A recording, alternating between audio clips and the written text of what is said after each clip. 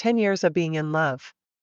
My boyfriend held a grand wedding for my best friend who is battling cancer, all behind my back.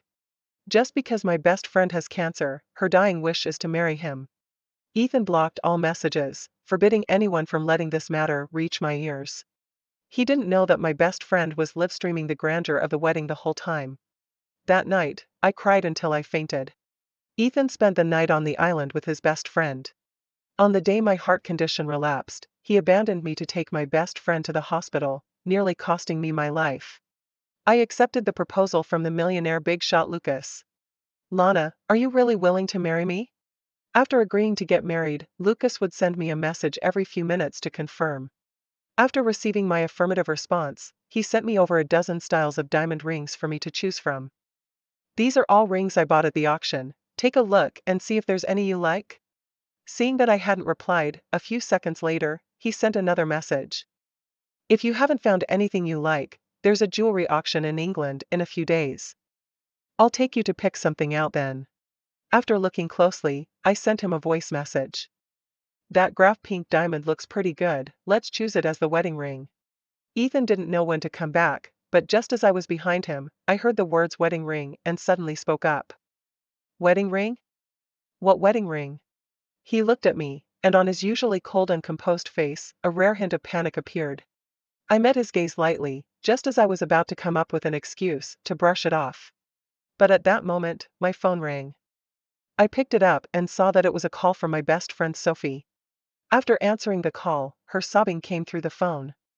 Lana, is Ethan by your side? I just had another nosebleed, I'm so scared. Before I could say anything, the phone was snatched away by Ethan. He spoke anxiously, Sophie, don't be afraid, I'm on my way right now. Then, Ethan left me behind and ran out.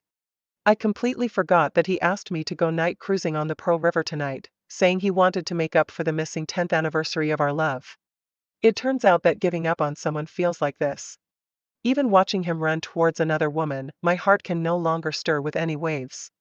The phone rang again, this time it was Lucas calling. Lana, are you ready? I'm coming to Highshire to pick you up tomorrow. I gazed into the distance, my eyes deep and contemplative. In a week, once I take care of everything that needs to be done, I will return to the capital to get married. On the other end of the phone, Lucas spoke gently, okay, I'll wait for you. If you encounter anything you can't solve, remember to tell me. After hanging up the phone, I called Ethan's grandfather to say goodbye. Ethan's grandfather and my grandfather were comrades in arms, with a deep bond between them. When I was 8 years old, I was diagnosed with a serious heart condition. Ethan's family-run private hospital happens to specialize in cardiology, making it quite authoritative. So my grandfather decided to send me to Ethan's house to recover. Over the years, Ethan's parents have treated me as their own, and Ethan's grandfather has taken care of me in every possible way. I am about to return to Beijing, and out of both sentiment and reason, I should bid them farewell. Ethan didn't come home again that night. Sophie sent me a message. Look at you, with your mouth full, so cute. In the photo, Ethan is bending down to eat cake, while Sophie extends a finger to smear cream on his face. But soon, she retracted the news. I'm sorry, Lana, I just sent that to the wrong person. Ethan said that photo is really cute and asked me to send it to him. You're not mad, are you? I didn't reply to her. Instead, I silently returned to my room and began packing my bags. The next day at noon, Ethan finally returned home. He prepared a gift for me as an apology. Lana, Sophie was in a serious condition last night, I just took her to the hospital. I didn't say a word. When I opened the brocade box, I found a Rolex women's watch inside. The strap was adorned with a circle of diamonds, extraordinarily luxurious. But I remember, he also gave Sophie a similar gift. It's just that mine is a bit more expensive. Ethan noticed my lack of reaction and asked with some concern, Lana, are you angry? I said softly, no. Sophie is sick, it's only natural for you to go see her. Ethan looked at me suspiciously, perhaps thinking my reaction was strange, but in the end, he just sighed. I'm glad you're not angry. After all, we still have a long way to go together, but Sophie. At this point, Ethan's eyes turned slightly red.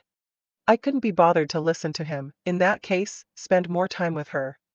After dropping this line, I turned to leave. but Ethan grabbed my wrist. The moment I raised my gaze, there was no emotion in my eyes. What's wrong? Ethan felt somewhat irritable, yet he couldn't pinpoint the source of his agitation. But soon, his phone rang again. He looked down a few times, then raised his head and said to me, "Lana, I have to go on a business trip for the next few days and won't be back for a while. You need to be careful at home." I casually hummed in response, thinking it would be better if he didn't come back, so that tomorrow I could return to Ethan's house to say goodbye to everyone. The next morning, I took the prepared gifts and went to Ethan's house. Ethan's mother turned red-eyed upon hearing that I was returning to Beijing. "Lana, what happened? You were doing so well in Haishur, why are you suddenly going back?" Ethan's father immediately slammed the table. "Where's Ethan? Why didn't he come back with you? Did he bully you?" I hesitated for a moment, but in the end, I still didn't tell the truth. "No, it's just that I've been away from home for too long these years, and I want to go back and take a look." Ethan's mother looked at me, her expression filled with concern as she spoke. "Does Ethan know about your decision to go back?" To avoid further trouble, I nodded gently, "Yes, he knows." Hearing me say this, no one dared to persuade me further. After some casual conversation, I stood up, preparing to leave. Just at that moment, the door suddenly swung open, and I came face to face with Ethan's face. Standing next to him, Sophie smiled at me and gently said, "Lana, what are you doing here?" She asked with righteous indignation, as if she had already become a daughter-in-law of the chief family. "I don't seem to need to explain where I am to you." After dropping this line, I walked past Ethan and headed for the door. Ethan, coming back to his senses, immediately chased after me to explain. "Lana, don't misunderstand. I brought Sophie home today so my parents could help her find a suitable doctor. Besides, she's your close friend too, you wouldn't hold it against me, right?" I had a moment of distraction. What echoed in my mind was Ethan's promise to me under the cherry blossom tree when he was 18. He said that marrying me was his lifelong wish. One day, he would take me back to meet his parents as his future daughter-in-law. But now, he brought another woman home and even lied to me, saying he was going on a business trip. Looking at Ethan's expectant eyes, I slowly spoke, "How could that be? I've never been a stingy person. I simply won't care about those who aren't worth it." Hearing me say this, Ethan was taken aback for a moment. "Lana, do you really not care at all?" "I think he's really too hard to please." In the past, when Ethan was close to Sophie, I got angry, and he said I was petty. Now that I don't inquire about anything between them, he's still not satisfied? But I don't want to explain, and there's nothing to explain. Later, Ethan pecked my forehead and said, "Be good and wait for me at home." After entering the elevator, I reached up to wipe my forehead clean. He made me feel nauseous. On our 10th anniversary, Ethan also used a business trip as an excuse to brush me off. However, that night, I received a video call request from Sophie. After the call connected, I listened to the lively atmosphere of the wedding scene, and only then did I realize that the wedding belonged to Ethan and Sophie. 3 months ago, Sophie was diagnosed with a terminal illness. She posted on Instagram, "I hope to have a wedding with the person I love most before I die." At that time, I had not yet noticed the awkwardness between the two of them, and I even asked her in the comments who her favorite person was. At that time, Sophie replied to me, "You'll know when the time comes." The moment I learned the truth, my heart felt like it was being cut apart, the pain so intense that I could hardly breathe. I called Ethan like a madman, wanting to ask him why he treated me this way. But that night, Ethan didn't answer a single call. I cried myself into a faint at home while he was spending the wedding night with Sophie. Fortunately, everything is about to come to an end. After returning home, I received a call from Sophie. "Lana, I'm really sorry, I had no idea I would run into you today." I scoffed and didn't reply to her. Sophie took a deep breath and said to me with an envious tone, "Ethan's mother is really such a nice person. She is so gentle, asking me how I am and checking on me. They also said they would do their best to help me find a suitable doctor for my treatment." When she said this, she paused for a moment. Then she lowered her voice and asked, "Lana, tell me, why can't the person who marries into the Ethan family be me? Of course it could be her, as long as she has the ability. Then I wish you both 100 years of harmony in advance." Then, I hung up the phone, wanting to block her directly. That way, she wouldn't pop up in front of me from time to time to show off her presence. At that moment, I accidentally clicked into Sophie's Instagram and discovered that she had actually stolen my design drafts to enter a competition. I was so angry that my hands trembled a little. Because that drawing was a birthday gift I had given to Ethan. I didn't expect that he would hide it from me and send the draft to Sophie. I stroked my racing heart, trying my best to calm myself down, and then took out my copyright registration certificate to report Sophie's work as plagiarized on the competition website. After all this, my friend Chloe, who co-runs the studio with me, also called. Lana, what happened? Why the sudden withdrawal of funds? Chloe is a mutual friend of Sophie and me. But she had always had a poor relationship with Sophie before. So I told her everything over the phone, including, of course, that I was about to get married. Chloe was furious after hearing this. This Sophie is just too shameless. Relying on her illness to casually steal other people's men? Who knows if she's just pretending? It's driving me crazy. I have to call her and give her a piece of my mind. Hearing Chloe's loyal words, I was quite moved. Forget it, I can't be bothered. The wedding is about to take place.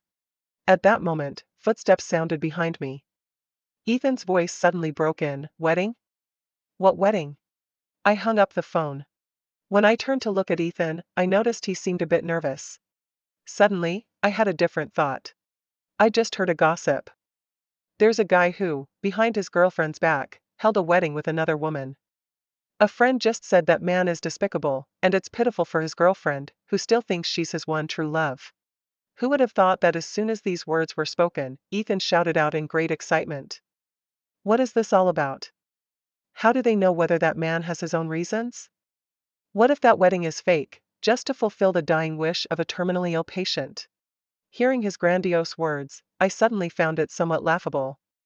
10 years of feelings, all wasted on feeding the dogs. Perhaps sensing that something was off with my emotions, Ethan stepped forward and hugged me. Lana, what's been going on with you lately? He held me tightly in his arms. We've been through so many years together, don't you know how much I love you? Once we settle Sophie's matters, let's get married, okay? As he spoke, his hand slowly slipped inside my shirt. But I turned my head away, pressing down on his restless hand. Sorry, I don't have any feelings. Ethan's deep-set eyes gazed at me for a long time, yet he couldn't discern anything from me. In the end, he reluctantly let go of me and dropped a line. I'm going to sleep in the study. That night, I had just fallen asleep when I heard Ethan hurriedly leaving the house. I turned over and continued to sleep. But the next morning, as soon as I opened the door, I saw Ethan sitting in the living room. I raised my eyebrow slightly. So early? Ethan didn't give me a good look. Instead, he confronted me head-on. Why do you have to report Sophie for plagiarism? Do you have any idea how much of an impact this will have on her? I smiled, my expression frozen on my face. May I ask, was that design draft done by Sophie herself? Did she not plagiarize? Ethan was shocked to hear this. Lana, how did you become like this? Where did the kind you go? You have everything, countless awards for your work. What difference would it make to let her have a chance? Sophie is now so angry that her condition has worsened, lying in the hospital on the brink of death. She just wanted to experience the feeling of winning an award before her life ends. Is that too much to ask? I was so angry that my fingers felt a bit numb. I immediately retorted, of course not. Ethan, you know how much I've sacrificed over the years to achieve my dreams. To practice my painting, my hands were covered in frostbite during the harsh winter, itching and hurting. How can you casually say that I should give my work to Sophie? If she wants to experience the feeling of winning an award, she should work a little harder for it.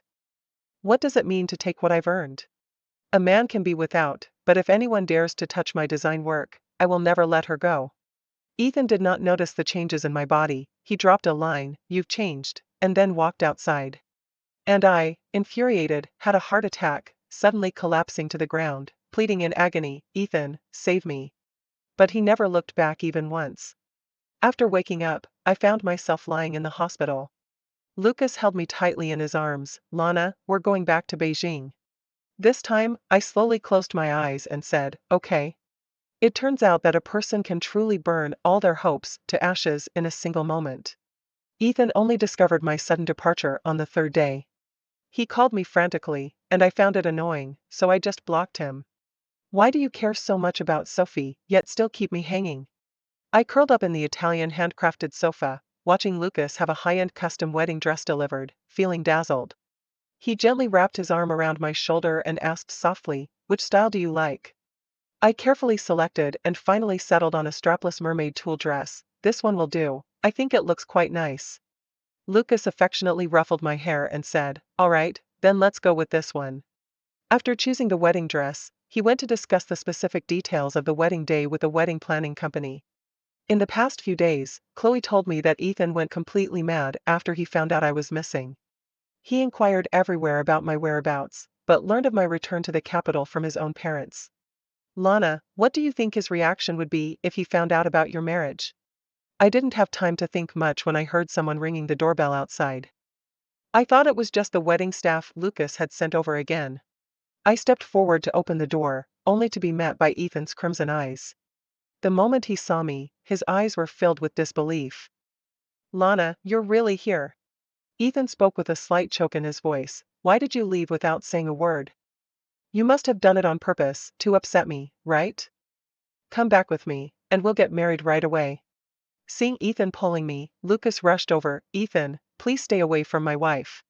Ethan stumbled slightly, his voice trembling. "What did you just say?" Lucas stood tall in front of me, blocking Ethan's burning gaze. Ethan, however, did not believe it. "Lana, stop joking. After 10 years of our relationship, how could you just say it's over? Were all the promises we made over the years just lies? I really don't want to get entangled with him any longer, so I immediately threw out my marriage certificate with Lucas for him to see. Ethan, I'm not lying to you, I really got married." He was somewhat taken aback, his shoulders drooping in deep hurt. Why? Seeing Ethan about to rush forward, Lucas stepped up directly to block him. Immediately, with a cold face, he scolded, "How can you still ask Lana why? Don't you have any idea what you've been doing these days?" Saying this, Lucas pulled out a pile of photos from somewhere and threw them on the ground. "You keep saying you love Lana, yet you secretly marry another woman. Is this what you call love?" In the photo, Sophie smiles with pure happiness, while Ethan looks like a knight protecting his princess. Such a warm and harmonious scene pierced my eyes. Ethan explained in a panic, "Lana, it's not what you think. Sophie and I are in a fake marriage, just like playing house. I'm just fulfilling a wish of hers before she passes." A tear slipped from the corner of my eye. Lucas quickly reached out and gently wiped it away for me. I stepped forward and looked at Ethan calmly. "The wedding with her is fake, so what about all your affection for her? Is that also fake?" Ethan wearily closed his eyes. "Sophie is also your good friend. I was just putting on a show for her, I thought you wouldn't mind." I find it utterly sarcastic. "Ethan, do you really believe what you just said? That day, you rushed out without hesitation. Did you ever think that I might get so angry I could have a heart attack and almost die at home?" Ethan's body trembled, and he suddenly looked up. "Lana, what did you say?" "I'm tired and don't want to say much to him." "Ethan, we're done." Ethan's face was terrifyingly dark. His gaze fell on me, shifting from guilt to resentment in just 3 seconds. Immediately, he let out a cold laugh and spoke slowly. "It doesn't matter, even if you are married, it doesn't matter. Even if I have to tie you up, I will take you to the Civil Affairs Bureau to get a divorce from him." After saying that, he pulled out a blank check from his pocket and tossed it onto Lucas. "Pretty boy, have you heard of the Chief family in Heisher? Fill in the amount on the check yourself and divorce my wife. Otherwise, you'll find out what happens when you cross me." I was so angered by Ethan's rude behavior that I wanted to confront him, but Lucas stopped me. Lucas didn't care, instead, he smiled faintly. "Ethan, is this how you win back your lover? It's really not impressive." This struck Ethan like a dagger, and he erupted in anger. "What the hell do you care?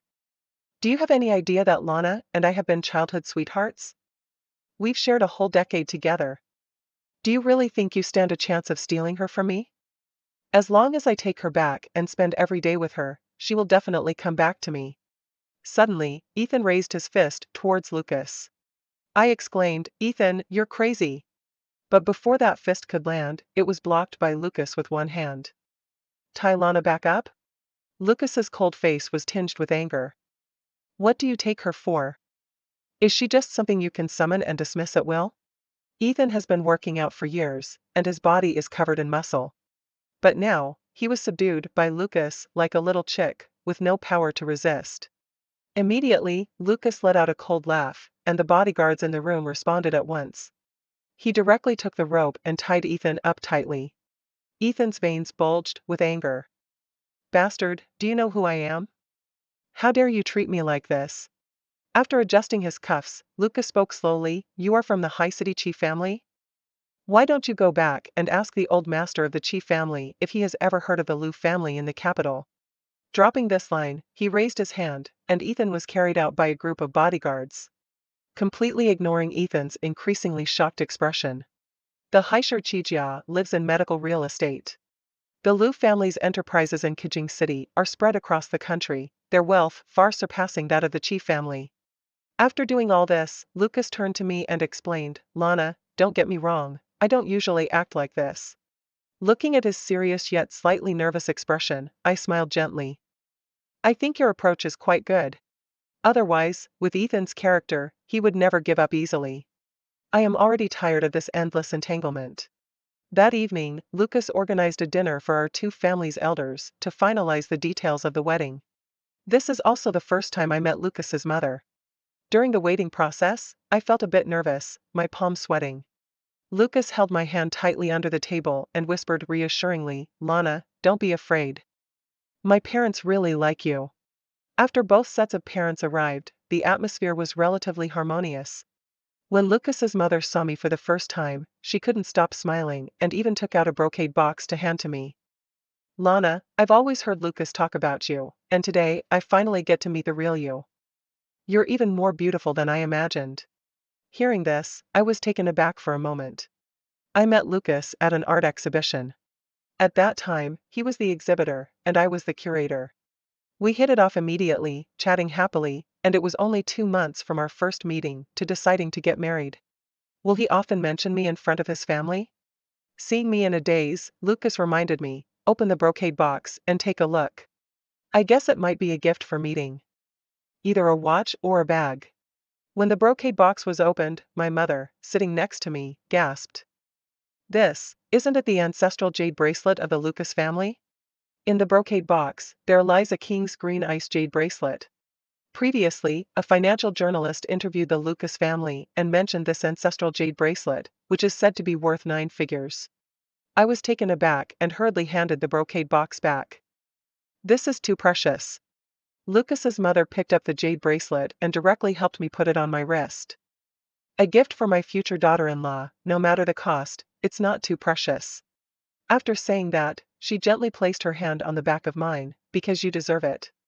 That day, when I followed my parents home, I unexpectedly saw Ethan's father and mother at our house. My mom sighed. At that time, your grandfather insisted on sending you to Haisher, and the Ethan family repeatedly promised to take good care of you. We all thought that you and Ethan would be together in the end. We don't know what happened between you and Ethan, but you have received favors from Ethan's family over the years, so it wouldn't be right to turn him away. I also found it reasonable after hearing that, so I said to my mom, Mom, don't worry, I will handle this matter well. I personally brought 2 cups of tea into the study. When Ethan's mother saw me for the first time, her eyes turned red. Lana, I heard you returned to the capital to get married.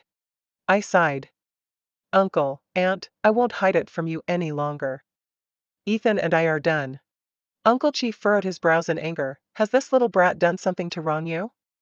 Just watch me beat him to death. I remained silent, but Ethan's mother sensed something was off. Is it because of that, Sophie? I didn't say a word, but my attitude spoke volumes. Ethan's mother, her face full of shame, said, Lana, we have treated you like our own daughter. I can't even face you after that brat Ethan did such a thing. In the years away from home, Ethan's mother has given me a lot of care, so I certainly won't become estranged from her because of Ethan. Aunt, no matter what, you are the people I respect the most. In fact, I can guess that they came to my house to try to win me back. But after understanding the ins and outs of the situation, the words to keep him from leaving still did not come out. After they left, Chloe sent me several messages in a row. Lana, you have to see the screenshot I sent you. That Sophie is really crazy. After she heard that you were getting married, she actually posted a lot of derogatory comments about you on Instagram. It's simply infuriating. I opened a screenshot, and the strong aroma of tea rushed to my nose. Some people act as innocent as a little white flower, but who knows, they haven't even broken up with their boyfriend and are already eager to get a marriage certificate with another man. Don't be so cheap, okay? The accompanying image is an old profile photo of me. Moreover, she also replied in the comments. You don't know, her husband is old and ugly, she only cares about his money. Chloe said to me, this Sophie is such a bitch, I couldn't take it anymore, and after arguing with her, I just blocked her. I am immersed in the joy of my upcoming wedding and have no desire to let someone like this affect my mood. So I comforted Chloe, don't be angry, in 3 days I will be getting married, and I am waiting for you in the capital to be my bridesmaid. In the past few days, Lucas has taken me around to shop and have fun, calling it a way to cultivate our feelings. Despite the conscious effort to distance myself from certain people and events from the past, the gossip about Sophie reached my ears through various mutual friends. After returning to Heischer, Ethan's father and mother did the first thing they could, they went to the hospital to request Sophie's medical records. As a result, it doesn't matter if you don't look, but once you do, it takes you by surprise. Ethan's father keenly noticed that Sophie's various test indicators were abnormal, showing signs of intervention. So they began to investigate step by step. In the end, it turned out that Sophie didn't have any terminal illness at all. Her health was quite good. Before, fainting and feeling unwell was just a way to feign pity and attract Ethan's attention.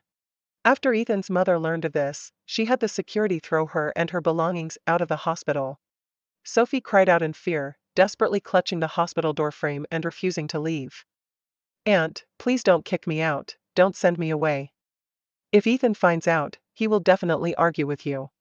Ethan's mother was furious, raising her hand and slapping her. How dare you mention Ethan? Get out of here right now. Keeping you in the hospital is a waste of medical resources. After being kicked out, Sophie squatted in the hospital, crying and calling Ethan. 5 minutes later, Ethan arrived at the hospital. At first, Sophie thought the other person had come to back her up and was considering telling him about her grievances. Who knows, Ethan's face darkened as he directly reached out and tugged her hair back. What did you just say? You're not sick, you've been pretending to be ill to deceive me? Sophie was so scared that she didn't dare to cry out loud, she could only move her lips, pleading desperately. Ethan, I do this all because I love you so much. And don't you like me a lot too? You said Lana is too outstanding, and when you're with her, you feel pressured. It's different when you're with me, you can be more relaxed and happier. But before she could finish her sentence, Ethan threw her onto the floor. Who do you think you are? You want to compare yourself to Lana? 10 of you wouldn't even measure up to one of her fingers. But when Sophie heard these words, a sorrowful smile appeared on her face. Ethan, why won't you admit that you've already fallen in love with me? If you don't like me, why do you pay so much attention to me, taking care of me from time to time, and even standing up for me against those who bully me? Ethan looked at her with a blank expression and cruelly spoke the truth. I take care of you because Lana told me that you are her good friend. I'm helping you just to put Lana's mind at ease. If it weren't for the fact that you're Lana's best friend, do you think I would even spare you a glance? Hearing this, Sophie shook her head in disbelief. She screamed hysterically on the street. After Sophie vented, she spoke to Ethan in a tone that was almost boastful. At this point, what good does it do to say how much you love her? On the day you held the wedding with me, I had already live-streamed the entire ceremony to Lana via video call. Can you guess how many calls she made to you that day? What do you think she felt when she heard the sounds of our wedding night? I lost my Ethan and became a complete madman. After he pulled Sophie into the car, he accelerated to the maximum speed, aiming to crash into the riverbank. Without Lana, let's die together. The car crashed wildly, making Sophie scream in terror. When Ethan's supercar was stopped by the traffic police, Sophie was so scared that she fainted, her body going limp. It was the third day after this incident, the day before the wedding, when I received a call from Ethan. After a few days of not seeing him, his voice was hoarse to the point of being unrecognizable. When I heard the name Lana again, it felt as if I were in a different world. Lana. On your wedding day, can I attend? If you can't marry me, I want to see with my own eyes what you look like when you get married. Before the words of refusal could leave my lips, someone snatched the phone away. I don't know when Lucas appeared behind me to answer. Of course, you're welcome. I'll have to personally toast you then. Ethan gritted his teeth on the other end of the phone. Give the phone back to Lana, I want to talk to him. What does it have to do with you? Lucas raised an eyebrow slightly. We are one as a couple, what I say and what she says are the same. Ethan hung up the phone in anger. Then, Lucas handed the phone back to me. He reined in the hostility that surrounded him, his brows and eyes softening as he looked down at me. Lana, you weren't angry just now, were you? I chuckled lightly in response, of course not. You handled it well, saving me a lot of trouble. He let out a breath of relief, a bit nervously. That's good. I was afraid you might be upset. But actually, I am a bit worried. Because I know Ethan, he has never been someone who gives up easily. Lucas, do we really have to invite Ethan to our wedding? I'm worried he might cause a scene at the ceremony. He didn't care at all. Lana, don't worry. With me here, he won't be able to cause any trouble. Lucas was never someone who could be easily bullied. I have seen him handle work with a decisive and vigorous demeanor. But now, he is willing to treat me with such patience and care. I stepped forward and gently embraced him. Lucas's body stiffened slightly. Lucas, thank you. This sentence contains too many emotions. Thank you for supporting and accepting me like this. Also, thank you for giving me immense dignity when I was deeply wounded by emotions. Lucas's large hand gently rested on my head. Between you and me, there's no need for thanks. On the day of the wedding, the guests filled the seats. I was in the hotel dressing room, incredibly nervous. During this time, Lucas came in several times, bringing me a lot of milk tea and food. Chloe couldn't help but feel envious. She joked, "Oh, the groom is trying to fatten up our bride." Lucas looked at me with a doting expression. Today will be tough, eat a little more. At the wedding venue, everywhere was adorned with dazzling flame orchids, shining brilliantly. I wore a high-fashion sheer gown and slowly made my entrance to the beautiful music. Now there is a burst of cheers. My parents send me off to marriage with tears in their eyes. It takes only a minute to walk from the entrance to the center of the venue. But I walked from the wrong relationship to the right lover, taking a full 10 years. 10 years felt like a lifetime apart. With deep affection in his eyes, Lucas slowly stepped forward and knelt on one knee. Lana, will you marry me? When that enormous diamond ring appeared before my eyes, a wave of emotion surged in my heart. I covered my lips and slowly nodded. Immediately after, they exchanged rings and embraced each other in a kiss, all in one breath. Lucas spent a fortune to secure the billboard in the very center of the city. He wanted to loop the video of our wedding ceremony on it. He said that he wanted everyone to see my happiness and to wish me happiness. But Ethan, who said he would come to the wedding, did not appear. It was only after the guests had all left that I saw Ethan cornered and restrained by 2 bodyguards. His hands and feet were bound, and even his mouth was stuffed with rags. Nature cannot make any noise. Lucas stepped forward and pulled the cloth strip from his mouth. Ethan's eyes turned red with anger. Is this your way of hosting guests? Lucas maintained his expression, politely speaking. I apologize for the lack of greeting, Mr. Ethan, please do not take offense. Ethan looked at me with a face full of reluctance. He spoke almost pleadingly, Lana. I simply nodded at him lightly. Thank you, Mr. Ethan, for gracing our wedding with your presence. Please be sure to send us an invitation when you get married, we will definitely attend together. Upon hearing the words the couple, Lucas raised an eyebrow slightly, a hint of an unintentional smile appearing at the corner of his mouth. In the end, Ethan was defeated. He looked at Lucas's face. You did this on purpose. You want me to see Lana marry you with my own eyes, you want me to be completely heartbroken. You're just a scheming bastard. Lucas did not deny it, and even shamelessly replied, thank you for the compliment. Ethan had probably never encountered someone like this before, so infuriated that he had lost his temper. Finally, he collapsed on the ground in despair. Lana, do you know that I have prepared so many things? I swear, I will win you back at this wedding. But as I watch you walk towards him, your face full of shyness, my throat feels like it has swallowed countless blades, making it hard for me to breathe. I listened, showing no expression. Oh, normal. I felt the same way when I knew you were having a wedding with Sophie. The light in Ethan's eyes completely faded away. Lucas's scheme succeeded. I know that from this point on, Ethan and I will truly have nothing to do with each other. On the night of our wedding, I sat nervously on the bed. In the bathroom, the water flows with a splashing sound, slowly reaching my eardrum. Before long, Lucas stepped out, bringing with him the damp mist, and his exquisite waist and abdomen. I instinctively swallowed. Lucas stepped forward, leaned down, and softly asked in my ear, "Do you like it?"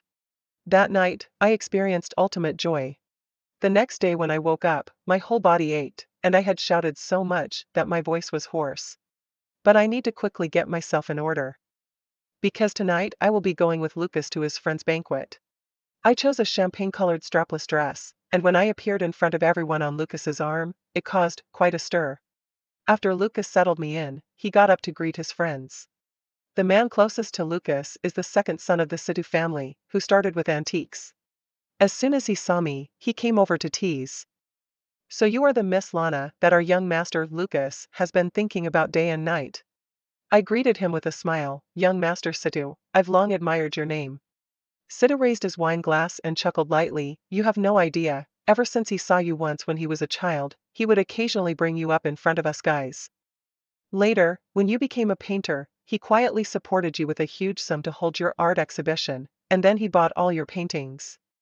One could say he was utterly infatuated. Not just that. Young Master Lucas even opened a branch office in Hysher just for you." Hearing them say this, the doubts I had before seemed to be explained. Why was Lucas able to rush over and take me for treatment right after I had a heart attack at home? It turns out that my fate with him was already established in childhood. Lucas came back and asked me, "What are you thinking about? You look so focused." I turned my head and smiled at him. "I was just thinking, how did I get to know you when we were kids? I don't have any memory of it at all." Lucas gently wrapped his arm around my waist. Mysteriously, he said, "Many, many years ago, there was a crybaby who always ran alone to cry under the cherry blossom tree. I was practicing the piano upstairs at that time, and I got annoyed by the noise, so I thought I would go downstairs to see who could cry for so long. I didn't expect to run into you." As soon as he said that, I instantly remembered. "You're the big brother who comforted me? I used to be isolated by my friends due to my health issues, so I would go cry under a cherry blossom tree. I didn't expect to meet such a kind big brother. He will listen to me talk about my worries, and I will bring him delicious pastries and fresh flowers. We once had a wonderful time. Oh my, after so many years, Lucas has grown to be so stunningly attractive." After seeing the surprised expression on my face, Lucas gently ruffled my hair. "I watched you at the beginning, not getting used to the sea city, but gradually becoming happy, even ending up with Ethan. At that time, I was extremely upset, yet I thought, as long as you were happy, everything would be fine. But later I realized that you were not happy by his side. Still, I wanted you to be happy, so I silently supported your career and helped you overcome all obstacles." Speaking of which, Lucas let out a bitter laugh. "But human desires are infinitely magnified, and in the end, seeing Ethan not cherish you like he should. I want to keep you by my side, let me love you properly." My heart trembles slightly. After Ethan returned to the city, he fell into a state of despair day and night, hardly caring about business matters. Old Master Ethan, furious, picked up his cane and struck him several times, resulting in him being sent straight to the hospital. Sophie had been missing for a while. No one knew her whereabouts. Chloe said that someone had seen her picking up scrap in the southern part of the city, and she was completely disoriented, acting crazily. Later, one night, Chloe called me and said, "Lana, do you know? A few days ago, I ran into Sophie." When I heard that name again, I felt little emotion. That was someone who had long been far removed from my life. Zay, she really is in a terrible state now. Sophie can't even recognize anyone, and she's still mumbling about wanting to marry a rich second-generation heir and become a wealthy lady. Some homeless man on the street noticed that she was quite attractive and began to have improper thoughts. As a result, after a few encounters, she became even more deranged, and now she is even over 3 months pregnant. I have no sympathy for this. We are all adults now, the path we choose to take is entirely up to us. Once, I also gave my all to help her, but what I received in return was betrayal. After hanging up the phone, Lucas brought me a late-night snack. "Wife, don't tire yourself out. Come have some coconut sago, take a break. I looked up and saw Lucas's handsome face. A wave of satisfaction washed over me. Outside the window, countless lights are shining. Inside the room, my beloved is by my side.